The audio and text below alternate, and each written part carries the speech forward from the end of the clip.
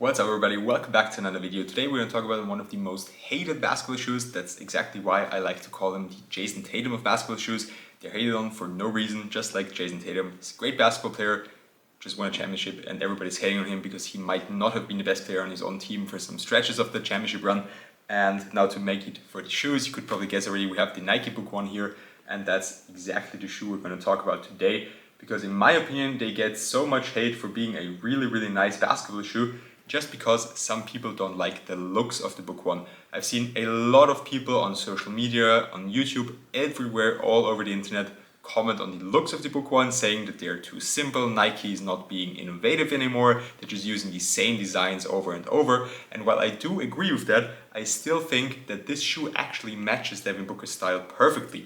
If you just think about it, if you see what he wore before that, if you just look at his style, this shoe, the combination of like an Air Force One, a performance Air Force One maybe, and some other like Jordan 1 or some other big Nike and Jordan shoes on the Nike Book One just fits perfectly for Devin Booker, and I don't get why the shoe itself, the look of the shoe, gets so much hate. And before we talk about performance of the Nike Book One, I'd like to get into the design features and why I think it's actually a 10 out of 10 design with great storytelling. We have so many little details, like here in the back. The heel tab is inspired by book spines. You can see here, we can see the pages here in the back as well. Just really cool detail because of Devin Booker's name. Essentially, the shoebox also looks like the back of a book, or like the back tab of a book, which is really nice in my opinion. One of the nicest box designs I've seen in a while. And then if we move on along the shoe, we've got a Devin Booker logo here on the tongue, and then on the inside of the tongue we have a tattoo that Devin Booker has on his wrist, I believe, which is his family initials. Then moving on, we also have Devin Booker's birth year here on the pull tab on the back, where I also say it looks like the pages of a book. And we have on the one shoe a barcode on the insole, which looks to have some random numbers next to it, but actually the first one, the 001, stands for Book's jersey number. The 616 is the area code of Grand Rapids, where Book grew up. Then the 228 is for Moss Point High, where he went to high school. And the last one, the 602, is the city of Phoenix, of course, where he plays ball now. So really, some really cool details on the shoe. And what I like especially is that not both pairs have different details. So if you go here to this pair and we take a look at the insole, we have a kind of weird looking swoosh with the little asterisk next to it. And actually that's a hand-drawn Nike logo by Book himself. So from my liking, 10 out of 10 storytelling, 10 out of 10 design. We can see the chapter 1 here in the back. It's going to be very interesting to see if they release a chapter 2 or if the book 2 is going to be the chapter 2. And now for performance, let's start with traction performance. Really dope as well. So it's not only the design that's good, but also the performance features, which we'll get into right now. I have a review of the Book One already, but this pair has a solid rubber outsole, as you can see, and the pair I already showed you before has a translucent rubber outsole. And here on this pair, it yellowed pretty quickly. I haven't worn them as much, and it got yellow pretty quickly and easily just playing indoors. And I think it's going to be way better on this pair here. We have, as I said, the full solid rubber outsole, which is probably going to hold up way better in terms of looks. And how do they perform? I didn't really notice any performance differences between the solid rubber and the translucent. For me, they felt pretty much the same. Dust pickup was also pretty similar, maybe even a little bit better on the solid rubber. As you can see here, I used them on a pretty dusty court yesterday evening and didn't clean them so far, and they're still doing pretty good and look pretty clean. We have a herringbone traction pattern on the solid rubber outsole. The grooves are pretty thick and they look more durable than on the translucent rubber, but I'm still not too sure if they're the best option for outdoors because the rubber can be moved relatively easily with my fingers. With that being said, let's move on to the cushioning setup. We have a 14mm thick air zoom unit here in the heel, and we have a full bed of Cushlon foam. I think it's Cushlon 3.0. It feels really nice, and we have that caging here in the heel that should get rid of the instability issues that a lot of people are talking about.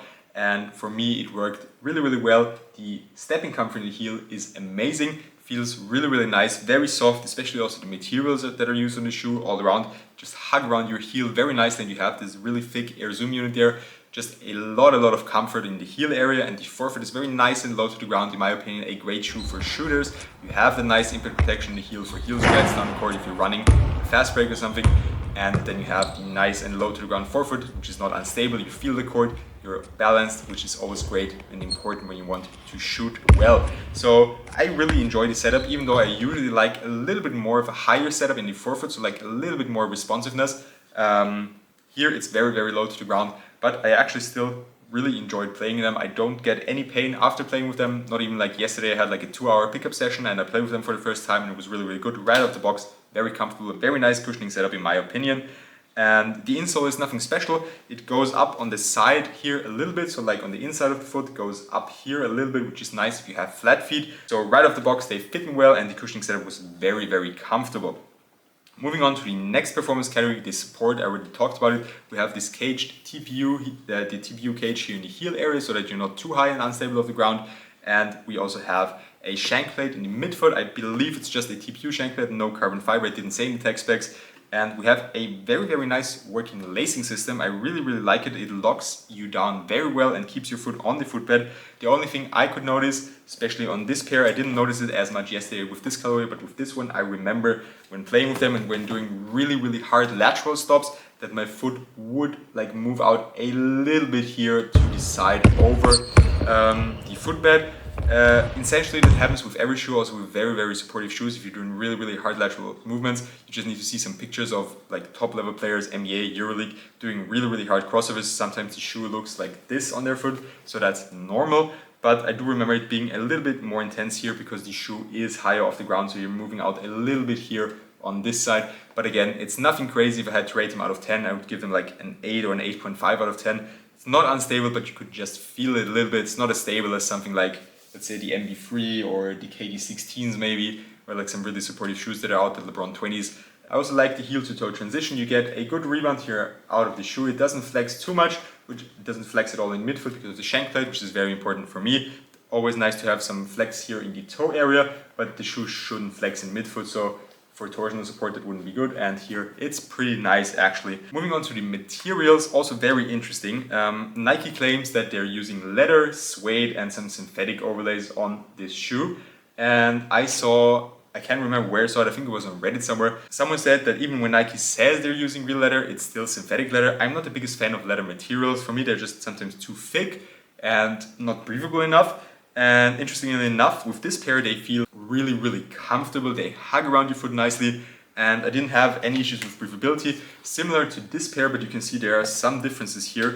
You can see here the suede or the mesh material that is used here in the back is way more flimsy than on this colorway. So it's very interesting. You have different types of materials on different colorways, which is something Nike has been doing for a while now, also with the LeBron 20 and the LeBron 21. So essentially it should be real leather. I'm not too sure about it. As I said, I don't like real leather as much, but just from a performance aspect, the materials on this shoe are pretty close to a 10 out of 10. They don't get dirty as quickly, which is nice, and they have some coloring issues. I don't know if you can see, really there's some spots on the upper, like here and then here. You can see that the color changes a little bit. I don't know if that's on purpose or if that's a factory flaw on my pair. I like it, it kind of goes well with the shoe, with the design of the shoe, and so it's nothing I'm concerned about. Also, as I mentioned, they don't get dirty as quickly and the materials are just really, really comfortable. They hug around your foot nicely in combination with the air zoom unit in the heel. It's really, really a comfortable wear, a comfortable fit and a comfortable ride all throughout my playing time with them so far, no matter if it was this colorway or the other colorway I had. And overall, I really, really enjoy playing in Book 1, and I don't know why people like to hate this shoe so much. The design features are top tier in my opinion, 10 out of 10 storytelling with the shoe. Also the shoebox is beautiful in my opinion, and the performance of the shoe is also very, very nice. You've got great traction performance, good cushioning, good support and very, very nice materials. And the retail price is, depending on colorway, $130 to $150. Let me know your thoughts on Nike Book 1. Have you tried them? Did you stay away from them because of all the hate? And also please let me know what you think of my comparison with the Book 1 being the Jayson Tatum of basketball shoes. With that being said, leave a like if you enjoyed the video, comment your thoughts as I said, and subscribe to my channel to not miss any other videos. See you next time for more reviews.